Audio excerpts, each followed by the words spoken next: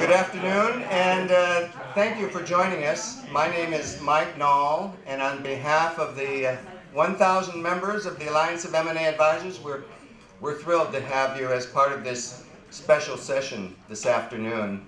One of the things we found over 17 years in the M&A advisor business is that 9 times out of 10, when one of our M&A advisors goes to visit a potential sell-side client, we found that 9 times out of 10, there's a big gap between what the client might like, want, or need in the way of sale value compared to market value. So most of the independent members of the M&A Association, when they see a big gap, what some call a bid-ask gap or a value gap, or there's a lot of words for it, but for many people, if there's a huge chasm there, most transaction people will drop it like a hot potato and move on to the next.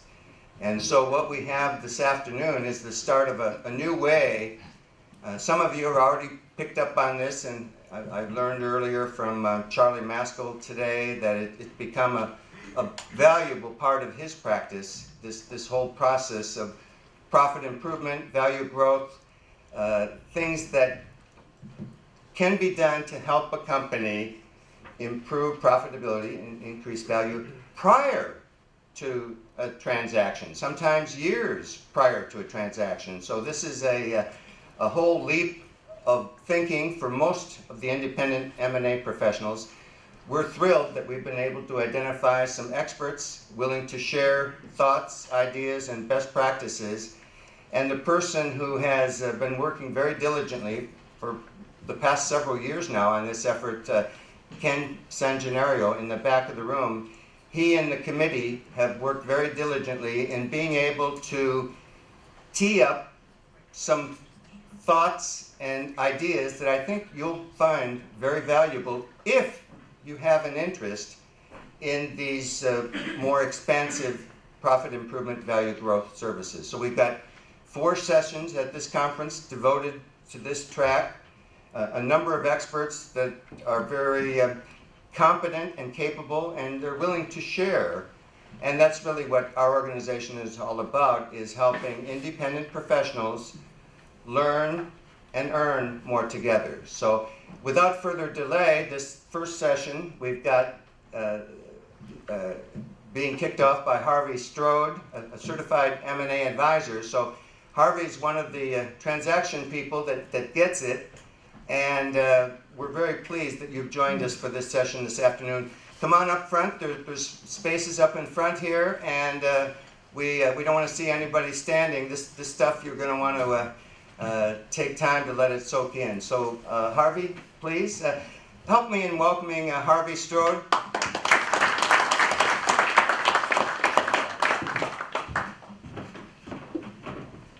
Welcome. This session is really critical because 90%, as Mike was saying, 90% of businesses that are interested in transferring their businesses, they're not market ready. 90%. Now, depending on the data you look at, it could be 80, 85, but the point is the number is a big number, which means it's an opportunity for us as advisors to go out and work with business owners to get them prepped the right way to close once they're ready to close. The idea is to prep business owners where they can realize maximum value. And sometimes that takes 2, 3, 4, 5 years in advance to prep them properly. Today we're going to tell a story. We're going to share stories.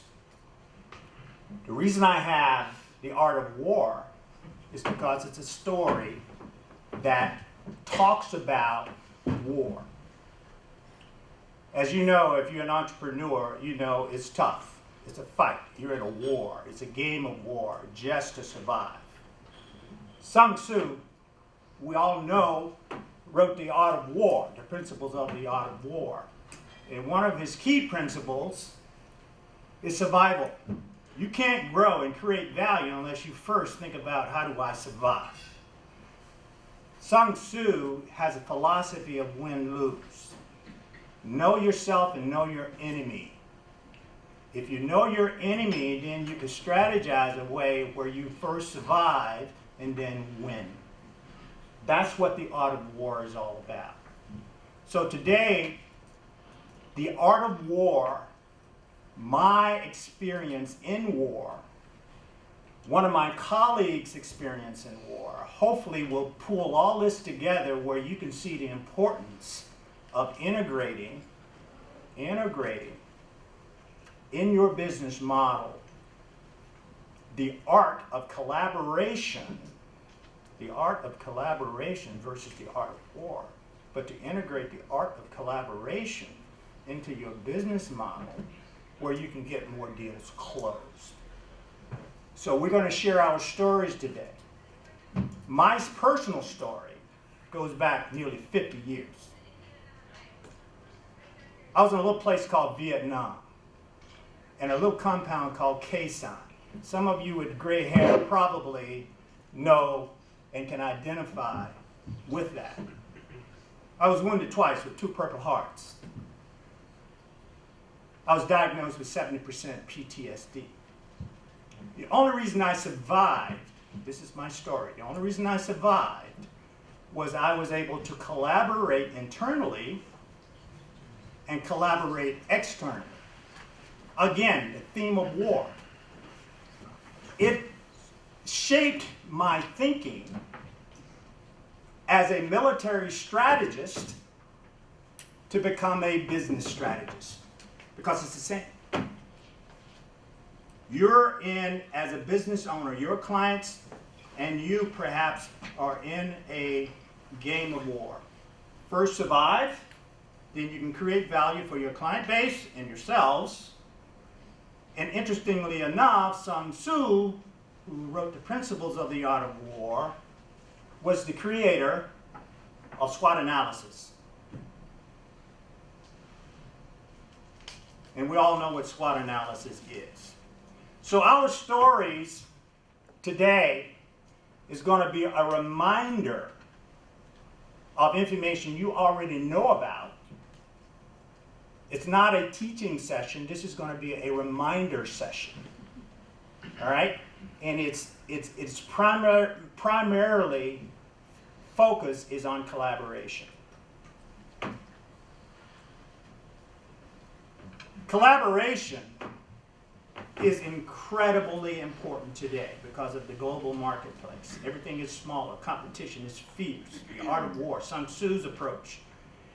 We're not saying you continue to focus on the art of war. What we're saying is that you integrate collaboration. They're not mutually exclusive. The art of collaboration and the art of war should be worked in tandem. But perhaps you can get or think about utilizing collaboration as more of a priority in your business model than just assuming that you do it, but make it a priority. Collaboration to close, 90% of deals are not ready to close, right? So the 90% context is important to remember during this storytelling today. Very important. Because if we can get that number down, we can get more deals closed. We can get more deals done, right? So we're going to try to focus on our stories to share with you the successes we had, first to survive and then to grow and to create value. And then maybe you can take some of these thoughts and go out and incorporate it into your business model. Now, what kind of tools are we suggesting that you can use as resources to help you do that? It's the Mid-Market Alliance. Mid-Market Alliance connects business owners, advisors, and capital. It's a platform. I'm a part of Mid-Market Alliance. There are other platforms out there. Use whatever you want. But utilize a platform that will allow you to collaborate with your peers, with capital providers, whoever, that makes sense to bring value to your client base. And the collaboration, here's the key word, speed. What we haven't done in the ecosystem, in the M&A ecosystem, is focus on accelerating the process, speed. That's what's going to make Mid-Market Alliance more effective. And speed with credible advisors that you trust. If you can intuitively think about it, and I think about Vietnam and the Viet Cong, why were they so effective against the Marines? Speed. Speed. Guerrilla warfare. Hit, gone, right? That's essentially the principle we're talking about improving the M&A ecosystem that we're involved with today. Because it's slow. 90% of business owners are not market ready. But if we are more proactive in talking to our business owner clients to do what's necessary to get market ready, that 90% goes down. My colleagues on the panel today, there's one gentleman, he's a former combat U.S. Marine as well. He's going to tell his story. He's going to give his perspective on the importance of collaboration, and I think it's under the framework of leveraging human capital and leveraging financial capital. My other colleague here is Tim Skillman. He's a business turnaround expert. He's going to give you his story on how he's helped companies survive first, then turn around, create value, and now they're at maximum value. So what we have here are three people that are talking to you with stories that are on the ground. Not theory, not academia, but actual real people that have gone through this process. And with that, I'd like to segue to my first panelist, Dr. Carl Sheeler. Thank you. Can you hear me all right back there? So there's a lot of ways that you can start a story, and one of the good segues that was brought up before about human capital, let me even further simplify it than that. How many people think that they're offering value to their clients if they were just to sell the companies at book value? I don't see any hands going up. I would be in agreement. That would be a liquidation of a going concern. So the real question then becomes is, what is the je ne sais quoi, the intangible assets that is being created by that business owner, and have they hit a capacity, and can you find solutions to all those gaps that they operate under? Because they're doing the blocking and tackling. So you have solutions, but not just you individually, but through your network of trusted advisors can see opportunities that are not just about, are they ready to be sold? I speak to you from some degree of experience. I look at it this way. I've been an entrepreneur and a serial entrepreneur on 3 occasions, had 3 liquidity events. This will probably be my last one. The first one was a 7-figure appraisal firm in which we divested the real estate appraisal to a regional real estate appraisal firm, made a fair amount of money on that. Second one was developing and continuing to develop property in Costa Rica. And the third one was taking a primarily West Coast practice in the business valuation community and advisory community and merging it with a global firm, Berkeley Research Group. You may see some of this item on your table. I'd urge you to go through it, not because I'm trying to sell Berkeley Research Group, but to understand that I'm the global group leader for the family office and business strategies. And that's my background. I'm an operations guy. At the end of the day, gun to my head, what do? I'm an operations guy. I fix messes. So from a military standpoint, to share the war story, if you will, I expect to go to Desert Storm as a tank officer. I had held a number of different combat arms positions, so I was expecting to become a company commander to take over a tank company, ready to go. And I get a phone call and I said, no, we took a look at your OQR, that's your profile as an officer. We've seen that you've done a lot of staff work. And unfortunately, I was reasonably proficient in strategy. So I joined a small group. You may have heard this guy called Schwarzkopf. His chief of staff was my boss. And I was one in a group of individuals that were the force fires coordinator. So what the heck does it have to do with making more business? Because there's lots of gaps. So what's force fire coordinator? As Harvey will tell you, you have fast movers that are jets. You certainly don't want jet flying in the same trajectory as the artillery round and the naval gunfire that's coming in at the same time. Otherwise, somebody comes out of the sky. Now you add to that, obviously, eye in the sky, artillery, naval gunfire, fast movers from multi countries, and you have to coordinate that. And that was the shock and awe that was the first Iraq conflict. I was involved in that group that did that coordination. The point being is that you start off with one thing. Where are all the gaps? And one of the things that we do, and this will be the only academic thing that I'll ever mention in this entire presentation, is we operate with gaps.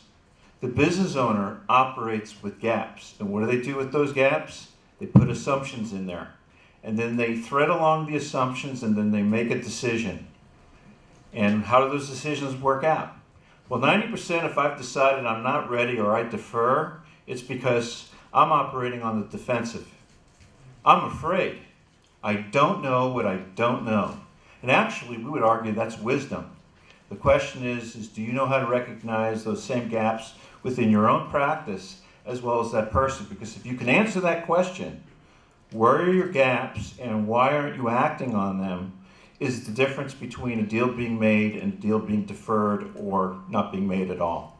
That's the presentation. Thank you. No, I wish it was that fast. Okay. The point that I'm trying to say here is that what my role is, and again, I'll give you an example, but fast forward. I'm not happy making 6 figures a year. So what do I try to do? Make 7 figures a year. How do I do that? I solve bigger problems. I have to turn down smaller problems. And that's a decision that each one of us have, because the one thing I can't do is bend time. So what I coined myself as is a strategic value architect. It's not enough just to identify risk or measure risk, that's valuation. It's also to manage risk, which is where the big dollars are, or mitigate risk, which is the litigation because somebody didn't take advice or they're in trouble. That's where I do the majority of my time, is in the management and the mitigation of risk. An example, how many of you read the Wall Street Journal by show of hands? I would imagine the majority of you. Did you notice that there is going to be an exit from Intel of the president? Strategic advice to the chairman of the board. I'm on the strategy team that made the advice. I'm not saying that all of our clients are Intel. Most of my clients are small cap or private mid-market companies. But that's an example of some of the things that we do. We fill in those gaps. The point being is that if you have a plan, great. If you have a poor plan, not so good. And that needless to say, as you move in the direction of no plan at all or a bad plan, value declines. So if you don't have a strategy in place, if you're doing this ad hoc and tactical, you're almost guaranteed a failure. Does everybody understand that? You can't just go in there and say, well, geez, I'm just one of 12 people that have knocked on your door this month saying that, is your business ready to sell? That's not a plan. That becomes a numbers game. How are you adding value is really what the question is. So you have to make a decision, where are you going to play? If you say, well, I'm in the mid-market, does that mean in the lower mid-market? Does that mean in the mid-mid-market? Does that mean in the upper mid-market? Are you doing pipes? Are you actually working with family offices? Because that's a very small population of the group. But if that's the only thing that you do, you get deep and you get good at that. This is an example of me getting good at strategy, unfortunately. I would have liked to have been behind a tank. But the point being is that as you make these decisions, you also are answering questions of where the business opportunities are for both yourself as well as your clients. Cannot be a jack of all trades, master of none, and expect somehow to differentiate yourself amongst your peers. Does that make sense? This is how I was retained. These are the 6 reasons that majority of businesses will go from one generation to the next, whether they'll bring in a minority equity piece, whether they're going to need to have some tax considerations. Think about everybody that's helping them along the advisory continuum for each one of these. And you'll find that it's in common, mostly attorneys, accountants, wealth advisors, life insurance. What's your relationships with those constituencies? Commercial bankers.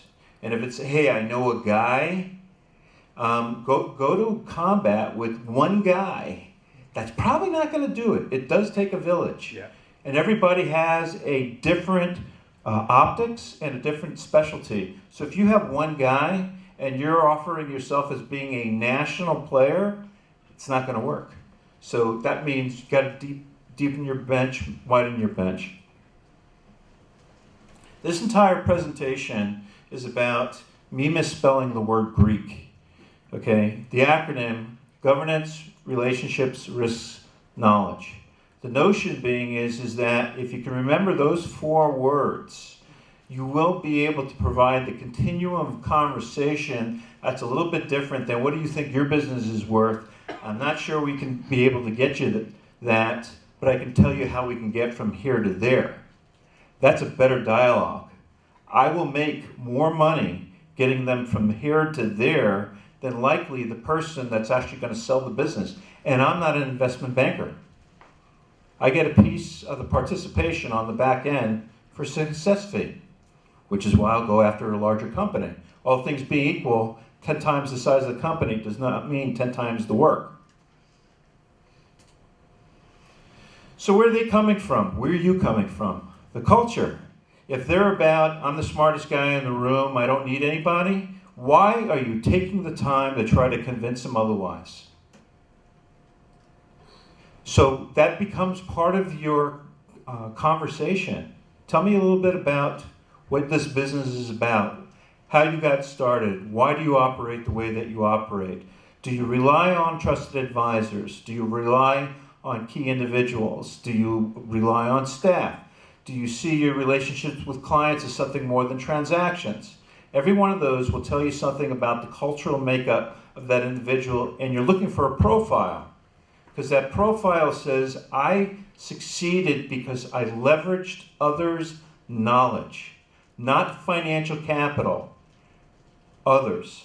The human capital, obviously the financial capital is a given. Everybody here is a technician, you understand the finance portion. We tend to be a little bit soft on the human capital because, oh geez, really that's the right side of the brain. Who really cares about that? I do.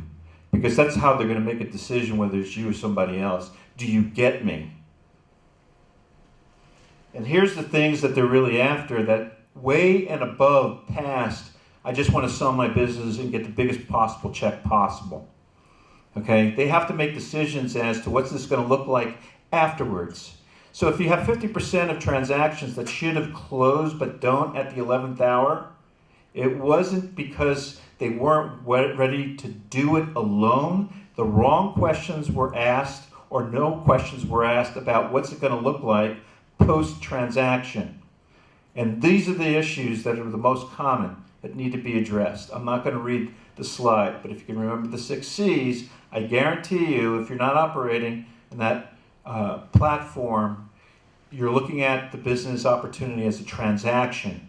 They're looking at it as a transition. How many people like using the term exit strategy? Just by a show of hands. Okay, there's a few hands that went up. Okay, you're the brave ones to admit it. It's not an exit strategy. Take them out back and have them shot. Okay, and let me explain to you why. Hi there, would you like to buy some death insurance? Because that's a much more accurate description of what the insurance actually is. I'm looking at changing my life. This is all I've known, how I've defined myself. And oh, by the way, you're just going to reinforce that to me because you're not just going to change the chapter in the book, you're closing the book. Geez, that makes me feel wonderful. Thanks for reminding me about my mortality. So that human capital element, I think is a pretty relevant point. What do you think? How about transition plan? Just going to the next thing in that journey they call life. Okay? My point is that we tend to be tactical, transactional, technical, and so does everybody else. So if there's not a strategy that's behind this, that's driving it, guess what you're going to do? You're going to go to tactical. You cannot win wars on tactics. You win wars based on strategy.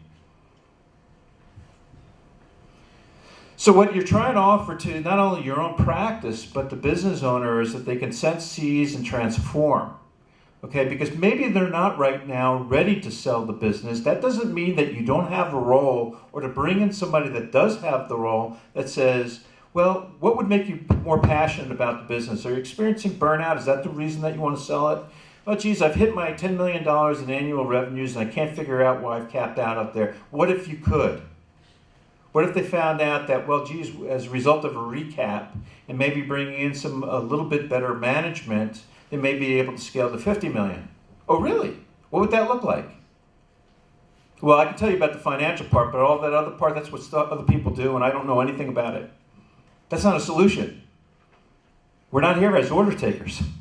Okay, if it was that easy, we wouldn't be in this room right now. We'd all be essentially making tons of money. The point being is obviously relationships. One of the questions that I ask the typical business owners, tell me about the most important relationships you have in the business. Well, other than my clients, well, of course, my family. And so I'll ask them, tell me about your banker. Well, that's Bank of America. Well, tell me about your relationship with Bank of America. Well, rates and terms. That's not a relationship. Okay, what kind of value add have they provided to you, looking at your business through the perspective of not just the bank's risk profile, but your risk profile?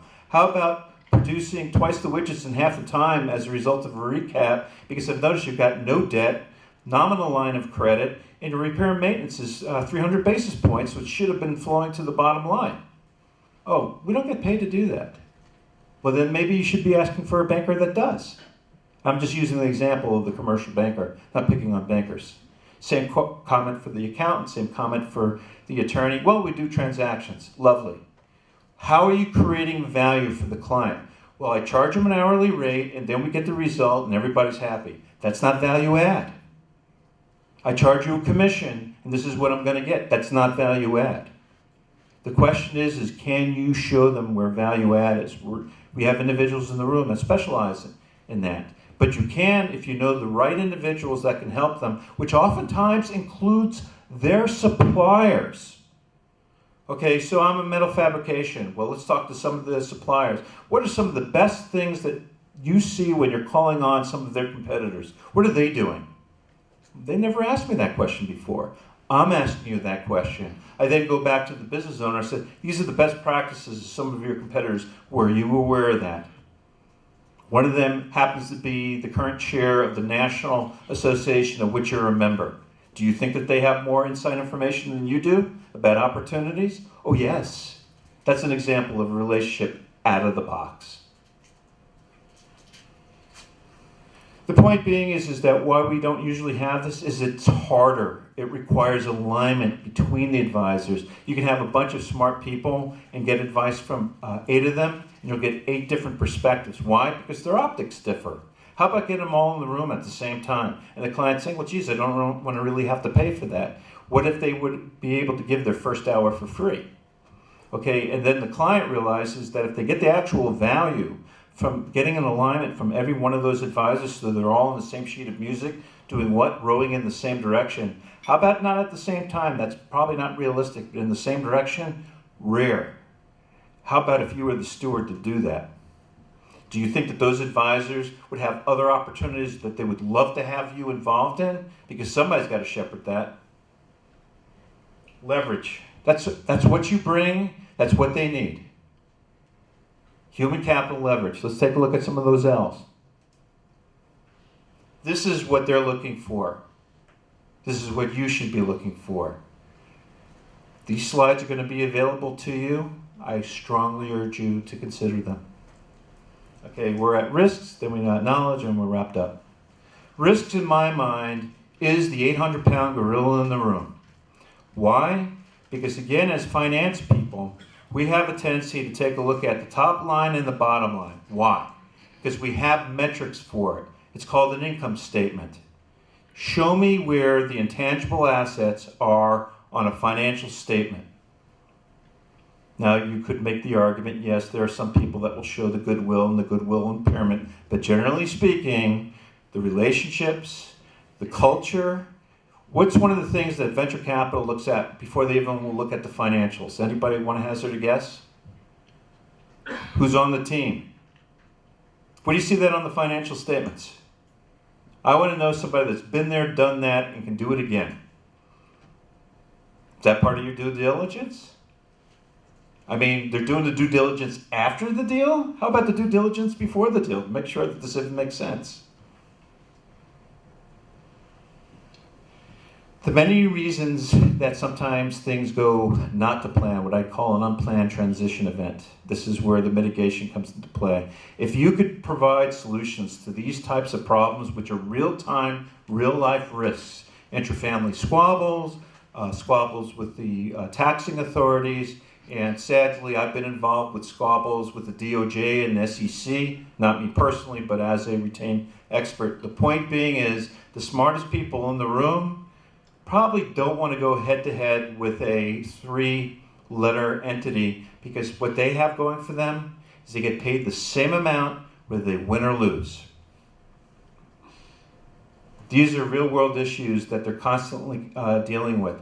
Let me ask you a question. If you've got a business and you're trying to grow it, can you do that on the defensive? Seriously, it's not a rhetorical question. Think about this. You can either go on the offensive or you can go on the defensive. If you're trying to do both at the same time, let me know how that's working out. Kind of picture that as a boxing thing. I'm going to block my face and I'm going to try to do this. It doesn't work out very, very well. You have to choose, and that entrepreneur that you're serving wants to stay on the offensive, has to stay on the offensive. The moment that they're thinking in the defensive means that they're afraid. Can you make them feel not afraid?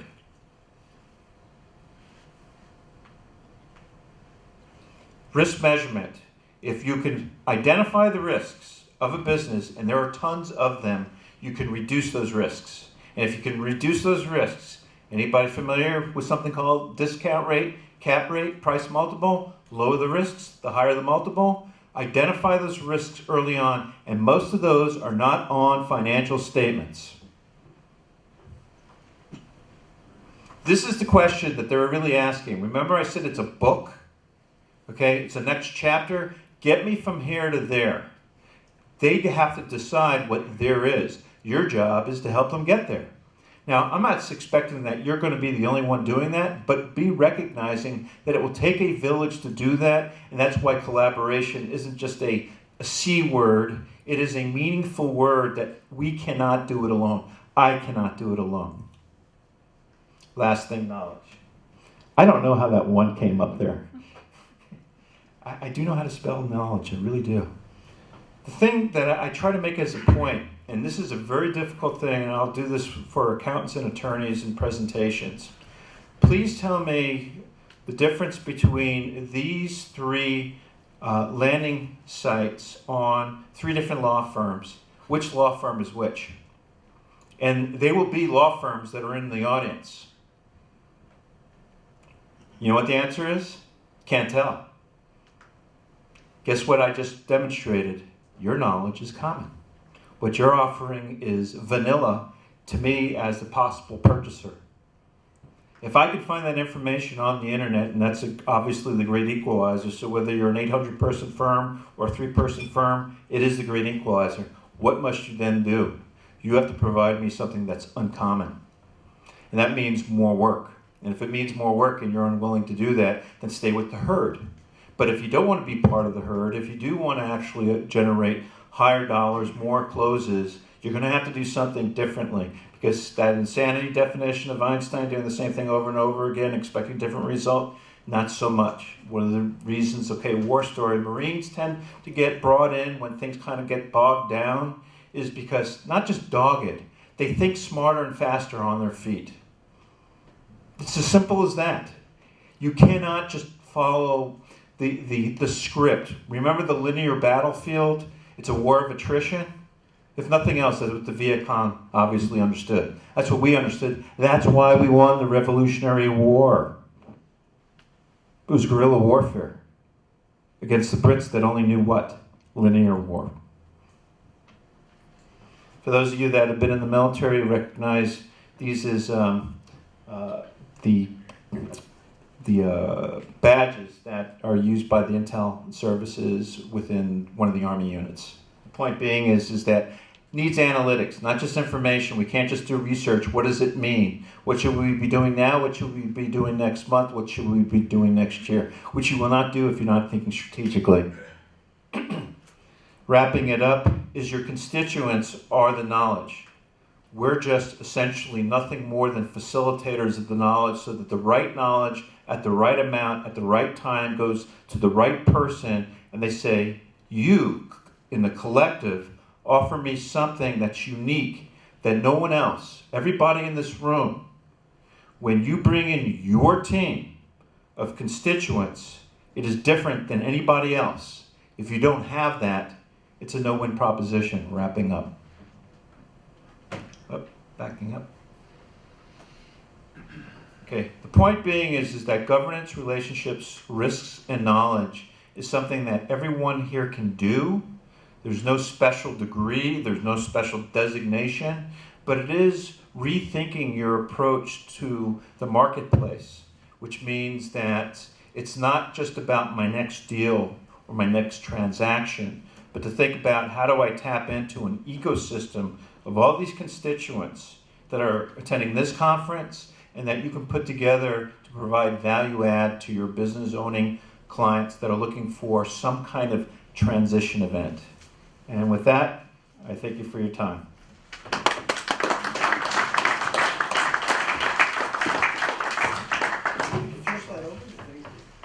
Tim, please come aboard and share your story.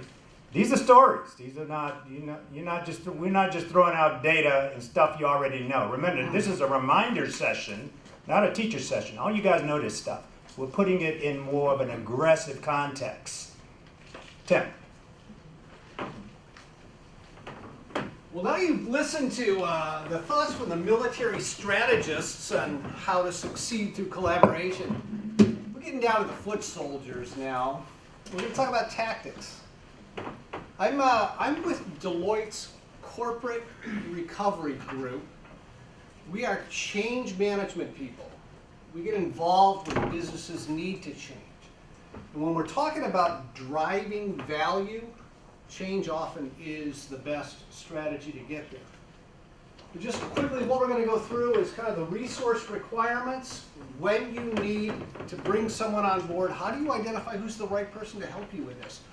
Whether it's pitching the business, preparing the business for a sale, or getting the deal closed. Who are the right people to get involved?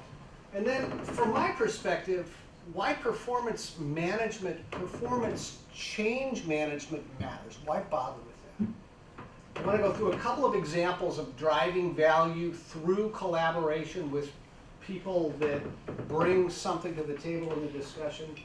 And then if we've got some time left, I can talk a little bit about our organization. Starting with, how do you decide who to bring on board when you need help with the transaction? And to my way of thinking, there's really four things that drive that decision. First of all, you got to figure out, do I need a lawyer, do I need a banker, do I need a valuation expert, and how does that work with the company? But what drives a decision of who you bring in is, what is the nature of the transaction? Is it an expedited sale? That's where I live. You know, bankruptcy 363 kind of transactions. Or is it some sort of estate planning decision? Dad's, what did you say not to say? dad's exit strategy is to leave it to the kids. So how do we structure that transaction? Anyway, what is driving the decision to complete the transaction, and then what's the timing? Is the company ready? Can you drive more value with more time? And as Harvey and as Mike said earlier, 90% of the companies that you walk in the front door of, you'll say, oh, if only this, that, and the other thing, we'd have a deal here next week. So, is it ready? What do we need to do to drive more value? How much time will that take? How big is the transaction? Is it a corporate carve-out? Is it a roll-up? Are you doing a merger of equals with some sort of restructuring of the back office? And then, sort of the final point when you're thinking about who you're going to bring on, do you need industry expertise? Do you need a regulatory perspective that you don't have on your team? So those are the skill sets you need to think about where you get those. And then, this is just kind of a list of all the possible resources you might need to drive incremental value, create incremental value, or expedite the sale transaction. Investment bankers, lawyers, your various due diligence. As you look at this, no wonder these deals cost so much money to get done. Appraisers, M&E appraisers, Mike's out there, he hires those guys all the time. Valuation experts, performance improvement people like myself, do they come in? All the tax implications of the transaction. Is it an international transaction that has international tax implications and so forth? So I would suggest that when you're figuring out your plan of execution, your tactics for getting the deal done, you might just pull this list up and say, is there anybody on here I do need? Then when you figure out who you need, then it's time to figure out who's the right resource for this transaction. And I would encourage you to think about your personal career, not just the transaction. Somebody might be perfect for this transaction, or he might be perfect for the next transaction that buyer will be involved in. So everybody knows a guy. Carl was talking about that earlier, but the question of whether he is the right person to help you is he available? Does he have prior experience? Do you have prior experience with that person? Do they exceed your expectations? Do they finish the job on time and in budget? Are they reasonable from a cost perspective standpoint? Do they have a good reputation? You don't want to get in bed with anybody who doesn't. Is it someone you would trust with your own reputation? And then finally, think about this relationship. Is this someone that can help you in the long run? Assuming they've got the resources, they're available, they're cost efficient, then you think about how can they help you in the long run. That's the collaboration, the personal collaboration for your own career. What I do is change businesses, hopefully, to prepare them for a transaction, to hopefully drive value. And the way we do that is focusing on cost reduction in the first instance. In turnarounds, it's very rare that a turnaround is affected through revenue enhancement, but that's certainly part of it, particularly in growing businesses. Focus on performance management and obviously leadership development. If you don't have the right leadership team, you won't get a sale done. So that's really where CRG, Deloitte CRG Group comes in. We focus on each of these verticals in driving incremental value.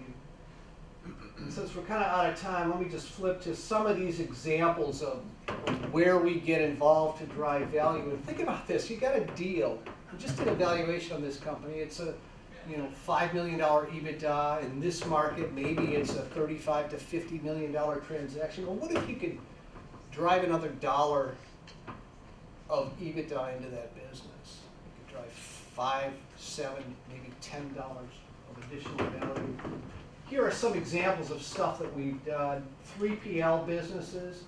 We created a strategy and market analysis business plan and investor presentation to roll up it wasn't 3, it was actually 4 different third-party logistics companies into one, eliminated all the back offices and drove $1 billion new company. consolidated facilities, increased operating profit by $25 million in 9 months on a $300 million cryogenic equipment company, and so forth. These are just examples of, gee, wouldn't it be nice to sell that company after these guys drive this performance improvement? And here's how we do it. I mean, typically we get involved with a phase 1 assessment. What are the opportunities? And then you do a heat map of those opportunities. Where are the best places to create the most value with the least amount of risk or least amount of investment? Prioritize those projects, and then execution on those projects. Harvey asked me to put together a couple of examples of where collaboration has created value. I could stand up here and say we're the greatest in driving performance improvement, but that's not the answer. In most cases, it takes a team of people, people with relationships, people with specific areas of expertise.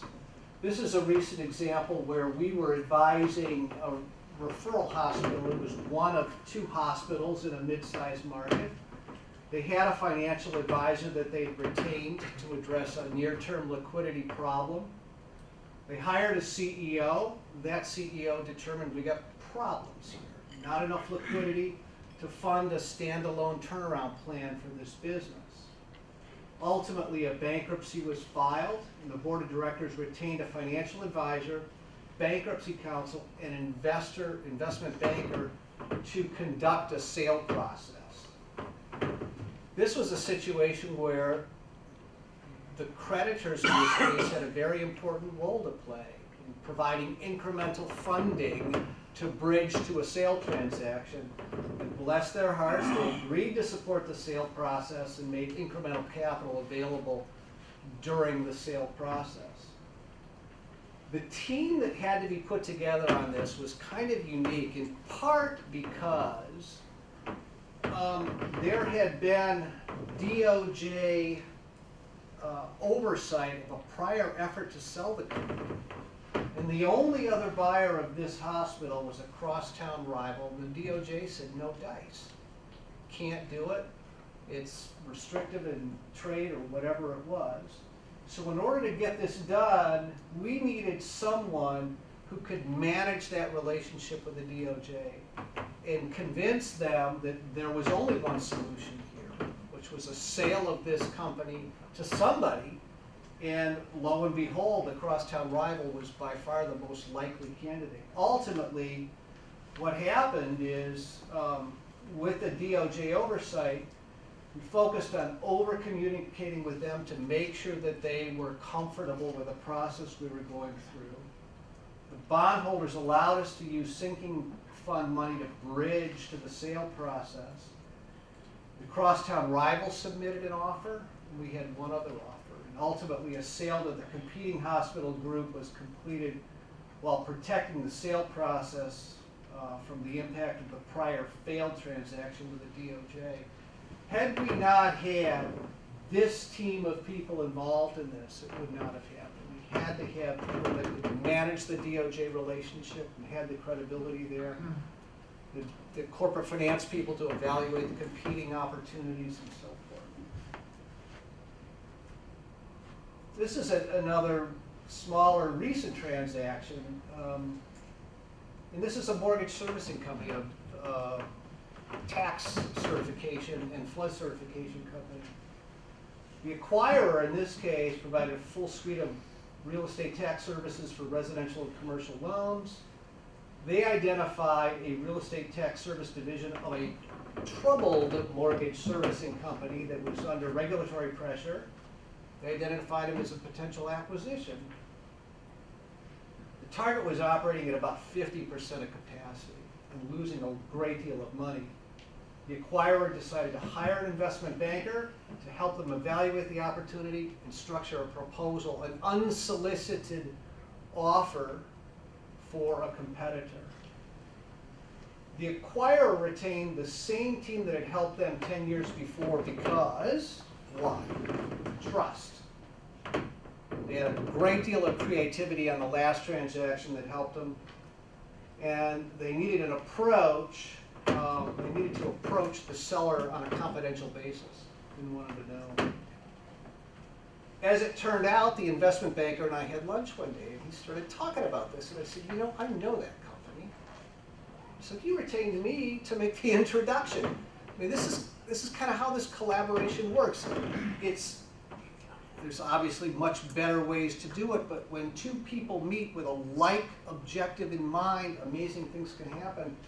I was able to make the introduction, and given the distressed condition of the company, with my restructuring capability, I persuaded the seller that they had no value. They ought to just give this company away. And essentially that didn't happen, but they created a tremendous incentive for the buyer to take an underperforming subsidiary off of their hands. And as a result, the transaction was completed and everybody was very happy. The mortgage servicing company walked away from probably $6 million annual cash burn in this one division. It consolidated into the acquirer, and that cash burn went away, and on a combined basis drove an incremental $3 million of value of cash flow for the acquirer. So those are just a couple of examples of pulling together, finding the right resources to address the specifics of the transaction that you're involved in.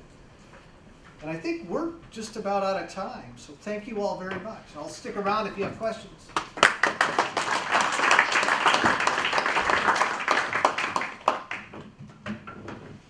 Tim just gave you an example of what I was talking about and what Carl was talking about earlier. Your enemy during 2,000 years ago or even 30 years ago, your enemy is your competition. The art of collaboration suggests to you that your enemy, your competition, could eventually end up being your partner, your merger partner.